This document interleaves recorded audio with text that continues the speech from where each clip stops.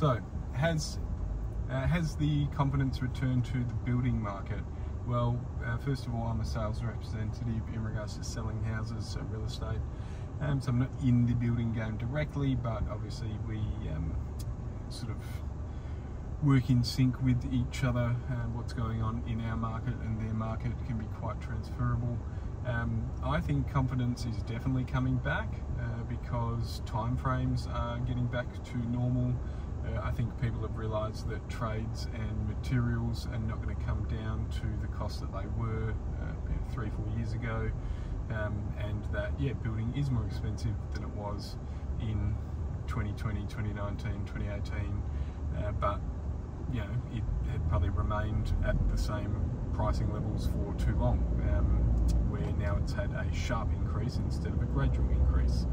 But I think people know that trades are not going to be super cheap and materials are not dropping, so cost is cost. It is what it is. If you wait for it to drop to build, you're going to be waiting forever. And then probably the big one is timeframes are a lot more sort of realistic now. Even just what you get told by the builder in regards to how long it will take to build the house, when you could be in, their estimates are going to be a lot more realistic, or a lot more accurate than what they had been in the few years previous. So obviously 2020, 2021, when the grants came out, whenever that was, there was all the horror stories of that you were told 12 months you'd be in your house, and 3 years later you're still waiting, sort of thing. So where that really, you're not really hearing about that sort of happening now. It's more like you get told by the builder 18 months and you should be in, and in 18 months you're either in or you're pretty close, or maybe you're in a bit beforehand. So I think that certainty around timeframes is definitely bringing confidence back into the building market. A case study for a house that I sold that was probably the sealer for me in regards to showing that yes, confidence is back. It was a property at 5 Kalgoorlie Street in Mount Hawthorn.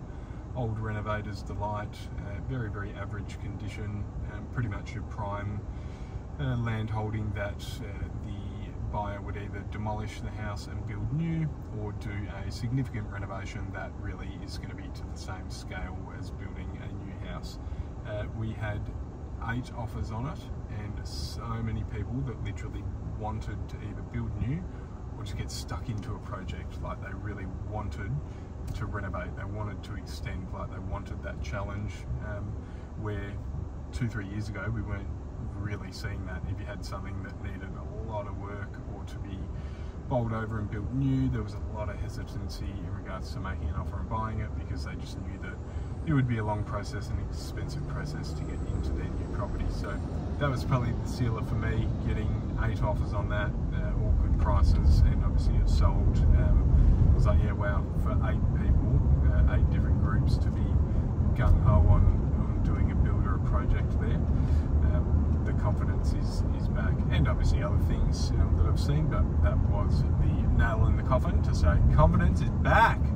So if you're looking to build a house, you definitely shouldn't build, you should just buy a new one off me instead.